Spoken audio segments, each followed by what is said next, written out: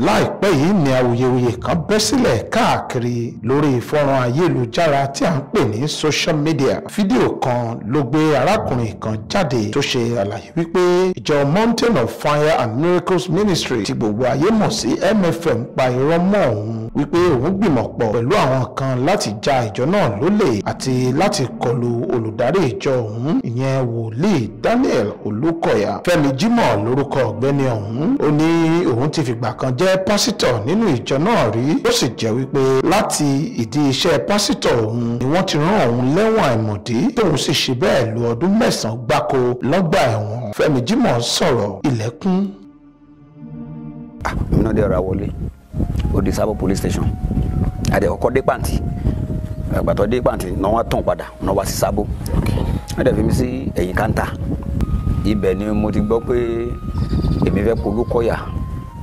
Ẹ̀sùn náà fi kàn yín nìyẹn. Mo fẹ́ Olúkọ̀yà pé mo fẹ́ jí owó olú ìjọ gbé. Ẹ̀sùn náà fi kàn mí nìyẹn, mo fẹ́ jí owó ìjọ gbé. Ẹ jẹ́ ká mójú ajé kò ní sọ ká gbọ́ ọ̀rọ̀ látẹnu àwọn tí ọ̀rọ̀ náà ṣojú wọn lásìkò náà. Fẹ́mi Jímọ̀ ó mọ̀ mí dáadáa, àwa sábẹ́ tẹ́jọ́ ẹ̀ ni àwa wò bọ̀. Ó wá sọ fún mi pé òun fẹ́ rí mi, ọ̀rọ̀ wà o. Mo ní ó mọ àdúgbò mi náà, wá bá mi ládùúgbò tọ́rọ̀ bá wà. Ọjọ́ kejì ó wá mi wá sóko àgbọn. Orí bí ìjókòó àgbọn yẹn gan ló ti ó pè mí, mo jáde wá bá. Kí ló ṣẹlẹ̀, kí ló ní ó sọ, ó ṣàní kí n jẹ́ ká lọ wà ní ibì kan tó kàn. Mo á gbé lọ sí Paragon yẹn la wà, àrọ̀tí àmùtí. Kí ni nǹkan tó ṣẹlẹ̀ gangan? Oníṣe bá yẹn sọ́fà ìṣópè wà ní. Ṣé kò tí yẹ ká méèkì ẹ̀ báyìí sí i? Ìgbà tọ́lọ́run dẹ̀ tí ìṣọ̀nà àbáyọ, kí la fẹ́ ṣe fọ́lọ́run? Sùúrù la máa ní, ó ní ọ̀nà àbáyọ ti wà. Kí lọ́nà àbáyọ yẹn? Ó ní MFM. Kí n ṣe Christian, Muslim ni mí. Ó ṣáà ní kí n má wọrí pé ṣé mo mọ̀ pé pásítọ̀ lòun rẹ̀. Ok, báwo la ṣe máa ṣe? Wá ní a máa ṣiṣẹ́ yẹn gidi gan ni o. In fact, tó bá ti di February, beginning of February, náà máa lọ sí Prayer City àti ibẹ̀ láti máa tẹ̀lé wọn wá sí ibi bíi tá a máa gba owó. Mo ní owó ní owó offering millions of naira, dollars ló máa wà níbẹ̀. In fact, ó ní check tó máa wà nú ẹ̀. Ó ní ká má sọ pé àṣẹ o, tá a bá sọ pé àṣẹ ó léwu fáwọn àgọ́ because àmọ́ bí tó ti mú ọ̀rọ̀ yẹn lọ pé wọ́n gbà á lórúkọ jẹ́ ní ọ̀dọ̀ Olúkọ̀yà. Wọ́n á gbé mi, mo pe Akeem pé mo ti rí ọmọdé yìí, ó ní ká máa lọ sí Sùúrùlérè. A ṣe dé ọ̀dọ̀ bàbá ìyàwó nìyẹn.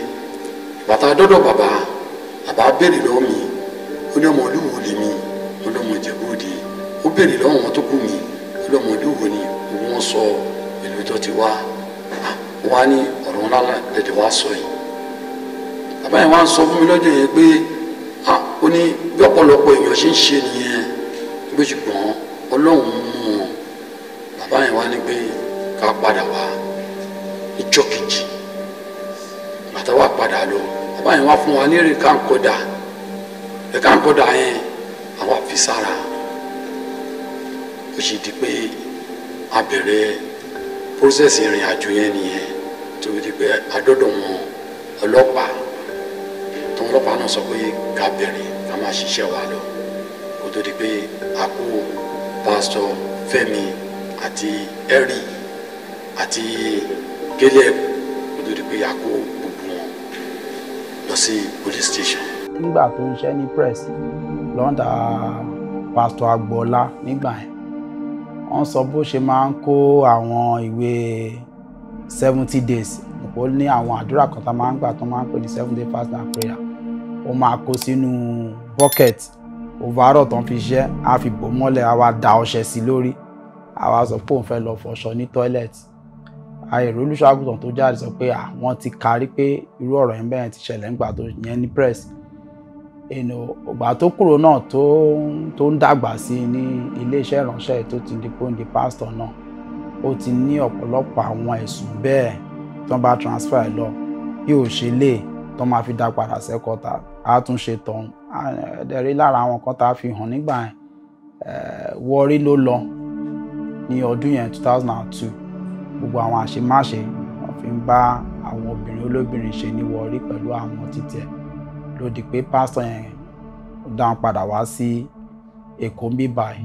ṣùgbọ́n àwọn alákòóso ìjọ Mountain of Fire and Miracles Ministries ní irọ́ lágbà ní ọkùnrin ọ̀hún pa kiri. wọ́n ní lóòótọ́ ni wípé ó ń gbèrò láti kọlu ikọ̀ tí ó ń gbé owó ọrẹ àkọ́dá inú ọdún ìyẹn first fruit offering. wọ́n fi kún wípé àwọn kan làwọn gbé Fẹ́mi Jímọ̀ lọ sílé ẹjọ́ bí kò ṣe iléeṣẹ́ ọlọ́pàá MFM àti àwọn yòókù tọ́rọ̀ náà kàn ní òpùrọ́ ayé àtọ̀run ní Fẹ́mi Jímọ̀ torí àhámọ́ ọlọ́pàá ló wà kì í ṣe ọgbà ẹ̀wọ̀n àti wípé ìdí tó fi pẹ́ níbẹ̀ ni wípé kò rí ẹnikẹ́ni gba béèlì rẹ̀ títí fún ọdún 9 gbáko. ìdí nìyí tí iléeṣẹ́ tẹlifíṣàn TV West fi tẹkọ̀ létí láti wá òkodoro ọ̀hún nítorí wípé àgbà tó gbọ́ ẹjọ́ etí kan dá àgbà òṣìkà ni. ẹ jẹ́ ká mú ọ̀rọ̀ Fẹ́mi Jímọ̀ ní ṣísẹ̀ntẹ̀lé láti lè fìdí òtítọ́ múlẹ̀. Fẹ́mi Jímọ̀ ní òun pàdé olórí ẹ̀ṣọ́ wòlíì Olúkọ̀yà ìyẹn alàgbà Michael Ọláwálé Gbàdàmọ́sí ẹni ọdún 75 75 years old nílé babaláwo nílùú Ògbómọ̀ṣọ́. Fẹ́mi Jímọ̀ ní níbẹ̀ gan ni ọ̀rọ̀ ti bẹ̀rẹ̀. ẹ gbọ́ ṣé lóòótọ́ ni. àlejò tó wá bá babaláwo Okay. ló bá di pé mo mọ̀ ó mọ̀ mi Okay. mo dẹ̀ dákẹ́ Okay. torí mi ò fẹ́ ṣáájú ẹlẹ́dẹ̀pẹ̀dẹ̀ Okay. ó wù mí mo wò mo lágbájá ilé kó. èèyàn mímọ́ yín ló wá sọ́dọ̀ babaláwo. ó bẹ́ẹ̀ ni Okay. olóòtú wọ́n gbé lágbájá mo mọ̀ bọ̀wọ́n mo dákẹ́ Okay.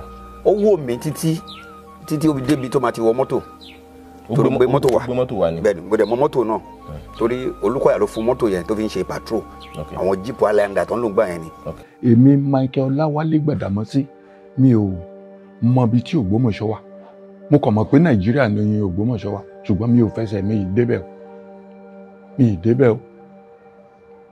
ì débẹ̀ rárá tí Ọlọ́run dẹ̀ rí Ọlọ́run orí òkè Ọlọ́run tó dá ọ̀run òun ayé rí wípé bàbá yìí tó jókòó tí ẹ̀yin interview kò débi tí Ògbómọ̀ṣọ́ wà mi ìmọ̀ létí babaláwo ń gbé bóyá páànù ni bóyá kíní ni wọ́n fi kàn mi ò ń débẹ̀ o talk less of taking my leg to that place ó kàn rọ́bìṣì gbogbo all my credentials ó kọ mí lóminú ó bà mí lẹ́rù pé àwọn èèyàn tó bẹ̀rù Ọlọ́run mọ́ wọ́n wá ń ṣèdè ojú ọmọ bàbá tó lóun ní gbadá àbí gbàdà lójú ìlà wà lójú mi kò mọ̀ bóyá ìlà wà bẹ́ẹ̀ bá bí léèrè ní kóòtù ń ṣe bá lọ́gbẹ́ni náà ṣe rí kàtàkàtà tó wúyìn náà ló tún wọn máa sọ ṣùgbọ́n ní tèmi mi ò fi ẹsẹ̀ tí mo fi jókòó mi ò fi tẹ Ògbómọ̀ṣọ́ mi ì dẹ̀ mọ́ bẹ́ẹ̀ bàbá tó ń wí mi ò dá mọ̀ bóyá ó ga bóyá ó funfun bóyá ó dúdú màá wà lọ́dọ̀ọ̀dọ̀ jí o ojoojúmọ́ níṣẹ́ torí bàbá yẹn ó ń ṣiṣẹ́ from morning till night ni máa wà pẹ̀lú ẹ̀. tó bá jẹ́ lóòótọ́ ni wọ́n bá alàgbà Gbàdàmọ́sí nílé babaláwo ó ṣe wá jẹ́ wípé orúkọ olùdarí ìjọ DK Olúkọ̀yà ní Fẹ́mi Jímọ̀ àti Caleb Ọlọ́runtẹ́lẹ̀ wá ń rán mọ́nu nínú gbogbo ìfọ̀rọ̀wérọ̀ tí wọ́n ṣe lórí ọ̀rọ̀ náà. èmi ìdáríjì gbọ́dọ̀ wà láàrin àwa tá a jẹ́ onígbàgbọ́ àti mùsùlùmí àìsí ẹ̀mí ìdáríjì ló jẹ́ ká wa lọ jìyà yẹn. ẹni sọ wípé wọn ò lẹ́mìí ìdáríjì ṣó ní ẹ̀ṣẹ̀ kan tẹ́yìn ṣe Dr. DK Olúkọ̀yà tàbí ìjọ MFM. ìyá ló jẹ́ gọ̀ǹfàlọ́bù tó pé àwọn kan náà tẹ́ pé ńgbà tí wọ́n kó wọn déwájú ẹ̀ pé ẹ̀sùn tó ń fi kàn yín lágbára gan wọn ò jiyàn wọn ò sọ pé rọ́ ni so tẹ́ bá dẹ̀ gbọ́ tọ́gbẹ́ni ẹ̀ ń sọ ìgbà tó máa bẹ̀rẹ̀ ọ̀rọ̀ ẹ̀ ṣe ló ń pariwo wọn ò ní dáríjì wọn ò ní dáríjì wọn ò ní dáríjì ṣẹ́ni tí ò bá ṣẹ̀ ṣé ó máa sọ̀rọ̀ ìdáríjì ni. ọ̀gbẹ́ni Fẹ́mi Jímọ̀ kò déédéé jí lọ́jọ́ kan pé òun kàn fẹ́ wá bẹ̀rẹ̀ sí máa sọ̀rọ̀ lòdì sí MFM àbí Dr. Olúkọ̀yà àwọn kan ló wà lẹ́yìn ẹ̀ bó dẹ̀ máa fà àkókò yìí máa fi ṣe àlàyé fún àwọn tí ò bá tí ì gbọ́ pé látìgbà tí a ti dá ìjọ Orí Òkè náà àti Iṣẹ́ Ìyanu sílẹ̀ LEM FM ti ní àwọn olùtakò and nǹkan tó wá jẹ́ pé ó fi dàbí pé ó ń kárí ayé àwọn èèyàn ń gbọ́ sí ni pé a ti wà ní social media wọ́n wá wà bẹ́ẹ̀ tó pé nǹkan tí wọ́n ti fi ṣe iṣẹ́ òòjọ́ wọn ní anything àtọ̀ tó bá lè mú ìbanilórúkọjẹ́ bá Orí Òkè náà àti Ìyanu wọ́n rẹ́dì sí so wọ́n máa wá ń dìdì gbéra wọ́n á máa wá wáyàn pé ṣé wọ́n nìkan tó fẹ́ sọ lòdì sí MFM ṣé wọ́n nìkan tó fẹ́ lọ sí so wọ́n máa wá gbogbo àwọn bíi pásítọ̀ tó ti ṣiṣẹ́ LEM FM rí àbí wọ́kà tó ṣiṣẹ́ LEM FM rí tí wọ́n rí pé bí àwọn ti níkùn sínú kọ̀ọ̀kan ṣẹlẹ̀ tí wọ́n like ó yá kí ló fẹ́ sọ tó lòdì ká bá gbé jáde àwọn ló wá ń di ọ̀rọ̀ fẹ́. lára ẹ̀sùn tó fi kan alàgbà Gbàdàmọ́sí ni wípé CSO Gbàdàmọ́sí ló dẹ àwọn ọlọ́pàá sí agbègbè ilé rẹ̀ àti wípé nílé bàbá náà ni àwọn ọlọ́pàá ti mú òun ṣùgbọ́n ọ̀gá ọlọ́pàá tó ń ṣe àkóso agbègbè Ìwàyà sí Yáàbá lásìkò tí à ń wí yìí tí ó sì ti fẹ̀yìntì báyìí gẹ́gẹ́ bí kọmíṣánná ọlọ́pàá alàgbà Káyọ̀dé Samuel tan ìmọ́lẹ̀ sí ọ̀rọ̀ ọ̀hún. Makoko Ìwàyà Akọ́kà àwọn ibi tó máa ń fún wa ní problem jù ni so a map out strategy wa ń gbà yẹn àná Ọlọ́run fún wa ṣe gan tẹ́ pé kò sí wàhálà kankan ní period tí mo fi wà níbẹ̀ even University of Lagos gbogbo àwọn vice chancellor everyday là ń sọ̀rọ̀ kò sí wọn riot for a day níbẹ̀ yẹn rí Yaba Tech náà wọn riot níbẹ̀ yẹn rí St. Augustine then Federal College of Education Technical Akọ́kà ìyẹn gbogbo àwọn ọmọ ẹ mo mú bí ọmọ wọ́n wá wọ́n láwọn ní information kan mo ní information kíni mo ní kó máa bọ̀ ní ọ́fíìsì mi wọ́n dẹ̀ ìdí ọ́fíìsì mi wọ́n sọ story náà páwọn kan plan nǹkan kan láti strike ní Mountain of Fire but the headquarters Mountain of Fire under jurisdiction mi ló wà mi ò ń ṣe member church yẹn but anything tí ó bá jẹ́ pé kí wọ́n fi dáàbò bo aráàlú máa ṣe. So ìgbà tán sọ mo á ní kan sáré bá mi pé the then OC mi I think mi ò rántí orúkọ ìlà tàbí Hakeem a máa ń pè Saudi so mo ní kàn pè wá fún mi kó náà lọ ìgbọ́ kó má dà pé bóyá ẹnu mi ni story yẹn ti jáde wọ́n narrate bọ́n ṣe lójú nǹkan tó sọ fún mi gangan náà sọ ìgbà tí Saudi yẹn débẹ̀ wọ́n sọ bọ́n ṣe plan pé wọ́n fẹ́ recruit àwọn so wọ́n wá sọ fún wọn pé nǹkan tẹ́ ẹ máa ṣe ni pé a fẹ́ kẹ́ play along pẹ̀lú àwọn people yẹn that's the only thing because nǹkan tó plan gangan it could have been very bloody very very bloody wọ́n target church yẹn ni wọ́n mọ gbogbo movement and with the help of insider I think man náà wọ́n pè ní bẹ́ẹ̀ Fẹ́mi Jimoh àbí nǹkan kan so mo sáré pé òun àti one other one Caleb yẹn ó wà nínú àwọn traffic kíní wọn ní church yẹn. bí ẹni stop yẹn a ní ọ́fíìsì kan bí tí wọ́n máa ń kọ́ àwọn pásítọ̀ tí wọ́n ti fún ní branch tán kó wọn sí sórí àtúntà fẹ́ràn wọn ṣe bẹ̀rẹ̀ tó kò sí. ibẹ̀ àṣìbẹ̀ náà sọ ọmọ ọlọ́pàá yẹn ibẹ̀ ni wọ́n ti wọ́n mọ́. so bí o bí agbésẹ̀lú rẹ̀ bó ti bẹ̀rẹ̀ ẹni sẹ́pẹ̀ ó kàn sílẹ̀ sẹ́pẹ̀ báyìí ni ọlọ́pàá yẹn ọkọ̀ sí jáde ni officer please kẹ́lẹ́ wà talking about. ó dẹ̀ bẹ̀ mí ó fọlọ́n bẹ̀ mí ó fi bẹ̀ mí mo dẹ̀ ní ó ti tán láì mọ̀ pé ikú ń dẹ̀kú ni. even nínú tape tí a tape nínú fídíò yẹn Fẹ́mi sọ pé tọ́ba tí CSO wọn bá yẹ something Gbàdàmọ́sí ọ̀ṣọ́ lórúkọ man yẹn ìyẹn ó ní tí man yẹn bó bá fẹ́ dàbí obstruction or whatever pé kàn mú kúrò lọ́nà pé kàn yanjú ẹ̀ nìyẹn so pé ìyẹn tí ò bá play along pẹ̀lú àwọn so torí man yẹn ò tẹ̀ mọ̀ nǹkan it was later tá a pè bàtà à ń ṣe interrogation yẹn gbọ̀ngàn pé kó wá kó identify àwọn tó jẹ́ member torí wọ́n sọ pé member Mountain of Fire làwọn. Fẹ́mi kò lè sọ pé tí ó bá jẹ́ ẹni tí ó bẹ̀rù Ọlọ́run tó dẹ̀ mọ̀ péjọ́ kan òun kò lè sọ pé òun tiẹ̀ mọ létí Gbàdàmọ́sí ń gbé kò lè sọ pé ilé mi ni wọ́n ti mú un ṣé màá wá kó ọlọ́pàá síbí pé ẹ dúró de Fẹ́mi o gbogbo àgbáyé ẹ gbé yẹ̀ wò, ẹ gbé ọ̀rọ̀ náà yẹ̀ wò. Mo kó ọlọ́pàá wá sílé mi, wọ́n wá dóde lẹ́nu géètì. Bó ṣe ń múwèé bọ̀, ìwé irú wo? Mo ń ṣiṣẹ́ ládùúgbò ni tí màá wá ní torí èmi náà ń gbọ́ gbogbo ẹ̀ pé ó ní mo wá promotion lọ síbẹ̀. Ẹ rí wípé gbogbo ọ̀rọ̀ yẹn ń rúra wọn lójú. There's a particular bar níbẹ̀ ó popular Savannah bar ló máa ń pè ó popular gan anybody tó bá ti gbé wáyà. Mi ò lè ever rántí orúkọ manager yẹn tó mọ̀ pé gbogbo náà la máa ń protect tán bá ti ṣe nǹkan tó yẹ ká ṣe kí wọ́n bá wa mú èèyàn àbí kán bá tá bá wọ́ èèyàn kan wọ́n lè rí tán bá ti rí mú fine.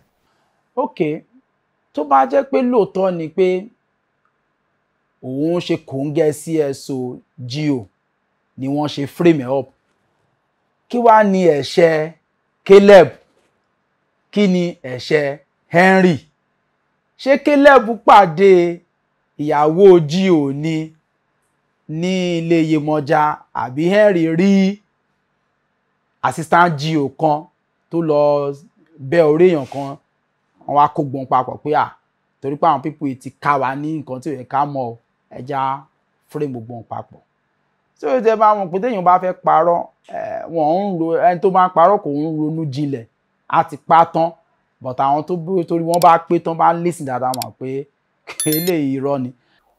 mo kàn ní kí ó sì anti-robbery yẹn kó lọ síbẹ̀ kan wá ibì kan tí ò ní jìnnà síbẹ̀ tẹ́ pé wọ́n lè plant camera which they did wọ́n ṣe the first meeting wọ́n ṣe the second meeting mo rò kó rí the second meeting yẹn náà ti plan pé báwo làwọn ṣe máa raise fund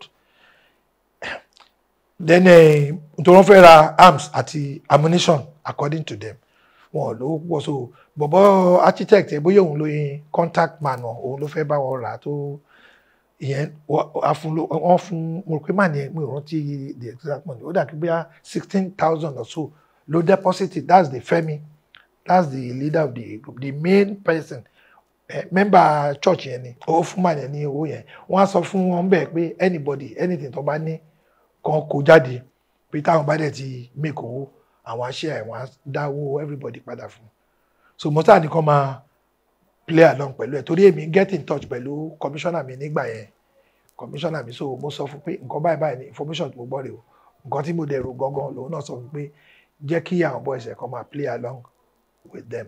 wọ́n wá gbé wa lọ sí ilé ìtura tó ń gbé wa lọ ibẹ̀ náà àwọn ọlọ́pàá ti gbé kámẹ́rà sílẹ̀ tó kó ẹlẹ́rìndòdò àtọ́tí síwájú wa báwa àwọn kan máa ṣe bí pa n plan pé a fẹ́ digun jalè.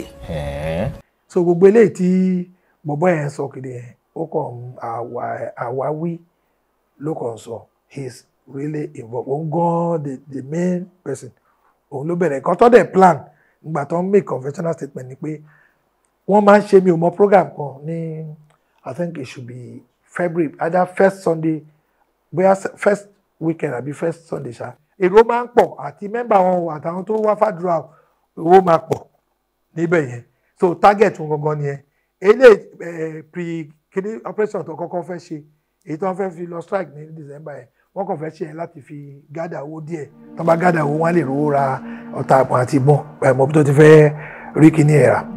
wọ́n wá mú mi pẹ̀lú PA mi Caleb so wọ́n wá kó àǹkọ̀pù sí mi lọ́wọ́ àti lẹ́sẹ̀.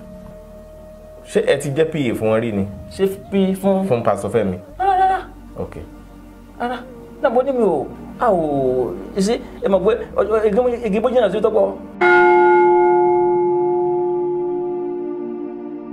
wọ́n make conventional statement which was even countersigned by me because téèyàn bá make statement wọ́n á kàtàkì kì í ṣe pé èèyàn kankan fọ̀sùn wọ́n kàn ká bòròbòrò because ó ti bọ́ lọ́wọ́ wọn pátá mo tẹ̀ tí wọ́n béèrè lọ́wọ́ máa mo ní kí ló máa mú ẹ you are a member of that church òun lówó wọn ń fún un lówó wọn ṣe kàn mo ní ìwọ tó ń lọ church pastor nìyẹn ṣé wọn san owó fún yín bẹ́ẹ̀ nàbí kankan bẹ́ẹ̀ you know bí èèyàn bá ti tọwọ́ ara ẹ̀ bọ nǹkan tó yẹ kó tọwọ́ bọ̀ bó ṣe fẹ́ du ara ẹ̀ tó máa fi free ló máa wá.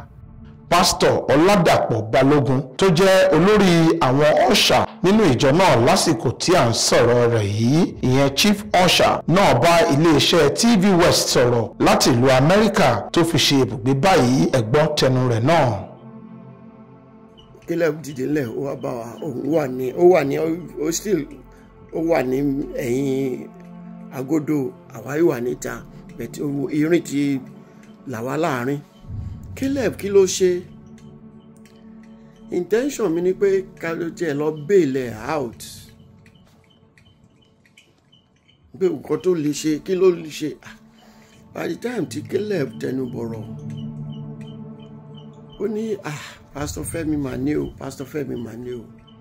Ó ní kí ni Pastor Fẹ́mi ṣe? Ó ní ìgbà tí àwọn gba owó Breakthrough Clinic níjọ́ kan. Breakthrough Clinic ní program kan tí church máa ń ṣe ní ọjọ́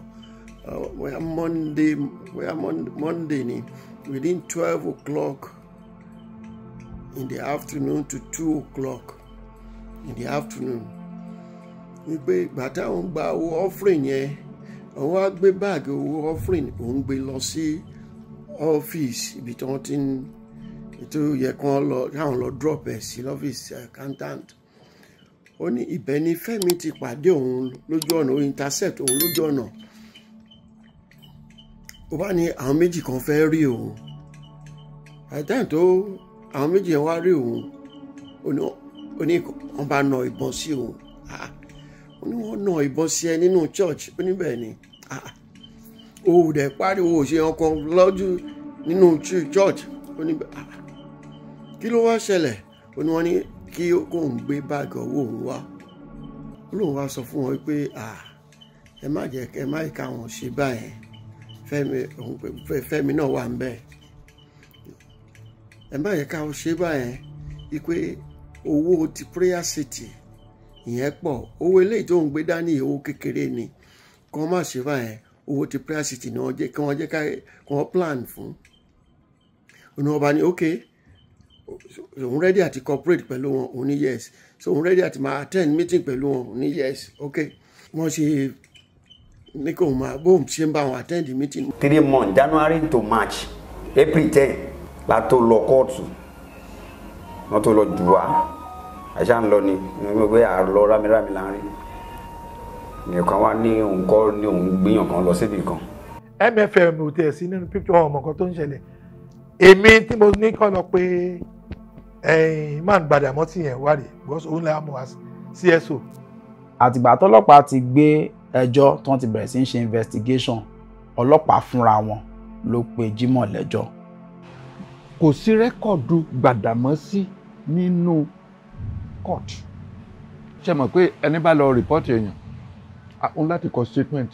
I the CSO mi ò kọ statement lórí Fẹ́mi Jimoh because èmi kọ́ ni mo arrested.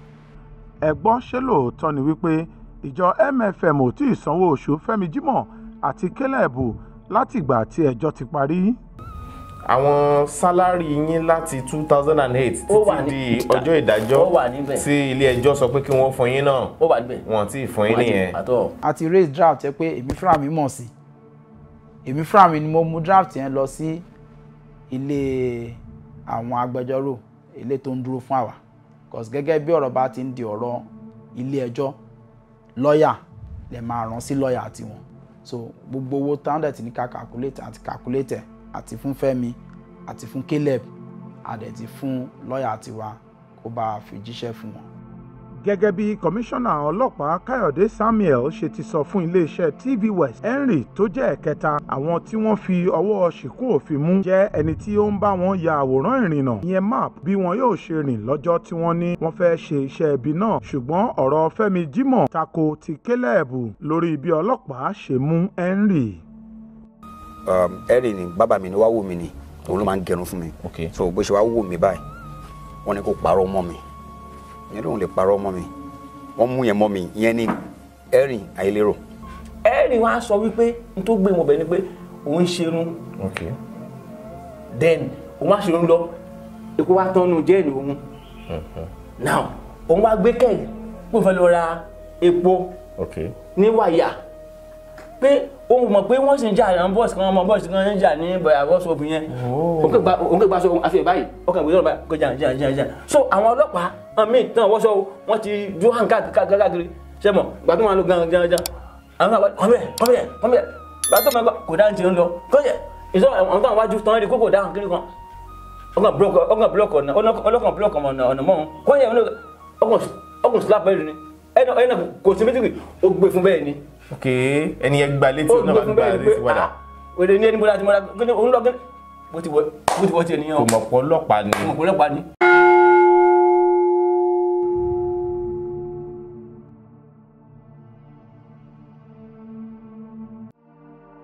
nínú ẹ̀dà ìdájọ́ ilé ẹjọ́ tí ikọ̀ TV West rí gbà adájọ́ honourable justice O.A. Williams ti court 21 tó wà ní Igbóṣeré gbé kalẹ̀ lọ́jọ́ kìíní oṣù keje ọdún 2016 àrí ìdájọ́ wípé kò sí ọwọ́ ìjọ MFM nínú ẹjọ́ ọ̀hún. Nínú àkọsílẹ̀ náà láti rí wípé the people of Lagos ìyẹn àwọn ará ìlú Èkó ló pe mẹ́ta mìíràn lẹ́jọ́ tí wọ́n ń jẹ́ Olúwafẹ́mi Jimoh, Henry Ayéwẹ̀rọ àti Caleb Ọlọ́runtẹ́lẹ̀. Kódà agbẹjọ́rò ìjọba torúkọ wọn ń jẹ́ E.I. Alákìjà, M.T. Adéwòye àti Àbíkẹ́ Ọmọlúwà ló ṣe ẹjọ́ tako àwọn olùjẹ́jọ́ náà. Nínú àkọsílẹ̀ ilé ẹjọ́ ọ̀hún tí a rí gbà adájọ́ fi ìdí rẹ̀ múlẹ̀ wípé ìjákulẹ̀ àwọn olùjẹ́jọ́ láti ṣe nǹkan tí ìjọba ń béèrè kí wọ́n tó fún wọn ní bẹ́ẹ̀lì ló mú kí ọ̀rọ̀ ọ̀hún ó fi ẹsẹ̀ wọ́lẹ̀ láti ọjọ́ tó ti pẹ́. Wàyí o àwọn tọ́rọ̀ náà kàn ti ṣe ìlérí wípé àwọn yóò pe Fẹ́mi Jimoh àtàwọn yòókù lẹ́jọ́ lórí ẹ̀sùn ìbanilórúkọjẹ́. Kódà àwọn ọmọ bàbá CSO Gbàdàmọ́sí ní kò sí nǹkan tó lè ní káwọn máa wọ́ Fẹ́mi Jimoh àtàwọn yòókù dé ilé ẹjọ́ kí wọ́n lọ ṣe àfihàn tó dájú lórí ẹ̀sùn tí wọ́n fi kan bàbá àwọn. àwọn fámìlì mi wọ́n ti contact lọ́yà lórí ẹ̀ they are on it wọ́n á sue ẹ̀ fún defamation of character our prove ẹ̀ ní court because tá a bá stop ẹ̀ báyìí it will continue damaging my name so it need to be stopped. àwọn ọmọ mi ti dìde wọ́n ti dìde olóòtú mi ní purọ́ fún un. bí ìkà bá rojọ́ ìkà èèyàn kọ́ ni yóò dá o ọ̀rọ̀ rèé fún gbogbo ọmọ Nàìjíríà láti mú èyí tí í ṣe òótọ́ nínú ọ̀rọ̀ náà dání. Kìnní kan ló dájú ṣá òun ni wípé ọ̀rọ̀ Fẹ́mi Jimoh kò tí ì rodò lọ mú o ṣùgbọ́n bí gbogbo rẹ̀ bá ṣe ń lọ sí iléeṣẹ́ TV West oníkàárẹ̀ láti tú iṣu désàlẹ̀ kòkò.